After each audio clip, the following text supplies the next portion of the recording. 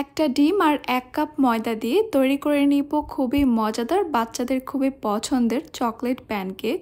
আসসালামু আলাইকুম everyone, welcome to Afsara's mini kitchen. একটা ডিম দিয়ে তৈরি করার পরেও এই চকলেট প্যানকেকগুলো হয়েছে অনেক বেশি সফট আর অনেক বেশি স্পঞ্জি। সকালের নাস্তা অথবা বাচ্চাদের টিফিনের জন্য ঝটপট অল্প সময়ের মধ্যে তৈরি করে দিতে পারবেন এই মজাদার প্যানকেকগুলো।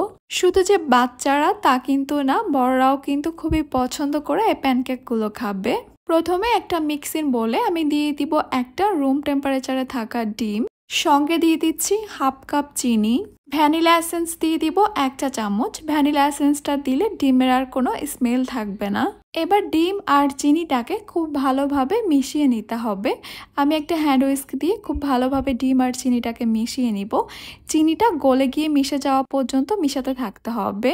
আমি আজকে প্যানকেকগুলো একটা ডিমের তৈরি করব। আপনারা চাইলে কিন্তু এখানে 2টা ডিম দিতে পারেন। 2টা ডিম দিলে কিন্তু প্যানকেকগুলো আরও বেশি সফট আর আরও বেশি টেস্টি হবে। প্রায় 2-3 মিনিটের মতো এভাবে মিশিয়ে নেওয়ার পর দেখতে পারবেন চিনিটা গলে গিয়ে সব কিছুর কালার কিন্তু কিছুটা চেঞ্জ হয়ে গেছে। তখনই বুঝতে হবে চিনিটা খুব ভালোভাবে মিশে গেছে। এরপর এখানে আমি শুকনো উপকরণগুলো দিব, আর শুকনো উপকরণগুলোকে অবশ্যই ছেঁকে নিতে হবে, তাই এখানে একটা স্ট্রেনার নিয়ে নিয়েছি। এরপর এখানে দিয়ে দিব আমি প্রথমে 1 কাপ ময়দাগুলোকে আমি ছেঁকে নিচ্ছি। এরপর দিয়ে দিচ্ছি 2 টেবিল চামচ কোকো পাউডার, গুঁড়া দুধ দিয়ে দিব 2 টেবিল চামচ, আর অবশ্যই গুঁড়া দুধটাও দেওয়ার চেষ্টা করবেন, এতে করে প্যানকেকগুলো খেতে অনেক বেশি টেস্টি হবে। লবণ দিয়ে দিব 1 চিমটির মতো। এরপর এখানে দিয়ে দিব আমি 1 চা চামচ বেকিং পাউডার। এবার এগুলোকেও আমি ছেঁকে নিব। শুকনো উপকরণগুলোকে এভাবে ছেঁকে নিলে ব্যাটারের মধ্যে কোনো লাম্পস থাকবে না, আর প্যানকেকগুলো একদমই স্মুথভাবে তৈরি হবে। তাই অবশ্যই এই শুকনো উপকরণগুলোকে ছেঁকে নেবেন। এরপর এখানে দিয়ে দিব আমি 2 কাপ লিকুইড দুধ, 2 টেবিল চামচ দিয়ে দিচ্ছি রান্না করার রেগুলার তেল। এবার এই সব কিছুকে ভালোভাবে মিশিয়ে নিচ্ছি। ব্যাটারটাকে একদমই স্মুথ করার জন্য একটু সময় নিয়ে এগুলোকে মিশাতে হবে। প্যানকেক তৈরি করার জন্য এখানে একটা ঘন ব্যাটার তৈরি করতে হবে, এখানে কোনো পাতলা ব্যাটার তৈরি করা যাবে না। এই ব্যাটারটা তৈরি করতে আমার এখানে 2 কাপের মতো লিকুইড দুধ লেগেছে, তবে আপনাদের আর কম বেশি লাগতে পারে।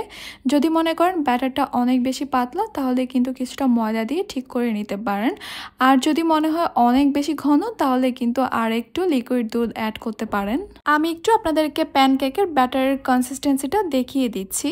দেখতেই পাচ্ছেন প্যানকেক তৈরি করার সময় কিন্তু ঠিক এই কনসিস্টেন্সির ব্যাটার তৈরি করতে হবে। প্যানকেক তৈরি করার জন্য আমার এখানে ব্যাটারটা তৈরি করা হয়ে গেছে। এবার আমি চলে যাচ্ছি প্যানকেকগুলো তৈরি করতে। আর এই ব্যাটারটা যেন একদমই স্মুথ হয়, কোনো রকমের লাম্পস যেন না থাকে, সেটা কিন্তু অবশ্যই খেয়াল রাখতে হবে। আমি একটা মেজারমেন্ট কাপে করে প্যানকেকের ব্যাটারটা প্যানের মধ্যে দিব, এতে করে সবগুলো প্যানকেক একই সাইজের হবে। চুলায় একটা প্যান বসিয়ে দিয়েছি, আর চুলার হিটটা থাকবে একদমই লোতে। প্যানটা গরম হওয়ার আগেই এখানে আমি সামান্য তেল ব্রাশ করে নিচ্ছি। এক্সট্রা তেলটা আমি একটা টিস্যু পেপার করে তুলে নিব। এরপর এখানে আমি পরিমাণ মতো ব্যাটার দিয়ে দিব। আপনারা যদি প্যানকেকগুলো ছোট করে তৈরি করতে চান তাহলে কম করে ব্যাটার দিবেন, আর যদি আরও বড় করতে চান তাহলে আরেকটু বাড়িয়ে দিবেন। কিন্তু আমার কাছে এই সাইজটাই খুবই পারফেক্ট মনে হয়। চুলার হিটটাকে শুরু থেকে শেষ পর্যন্ত লোতেই রাখতে হবে যদি প্যানকেকগুলো একদমই মসৃণ চান। ঢাকতে হবে না, কিছু করতে হবে না, একাই কয়েক সেকেন্ডের মধ্যেই দেখতে পারবেন এইরকম অসংখ্য ছিদ্র তৈরি হয়েছে। আর এই ছিদ্রগুলো হওয়া মানেই কিন্তু প্যানকেকগুলো অনেক বেশি সফট, তুলতুলে নরম হবে।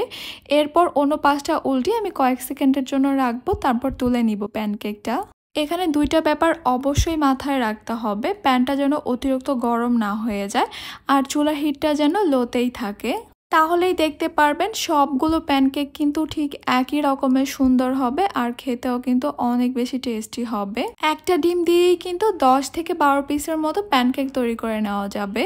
একটা প্যানকেক আমি আপনাদেরকে একটু দেখিয়ে দিচ্ছি, আপনারা একটু দেখলেই বুঝতে পারবেন যে এই প্যানকেকগুলো ঠিক কতটা সফট হয়েছে, আর খেতে কিন্তু আলহামদুলিল্লাহ অনেক বেশি টেস্টি হয়েছে।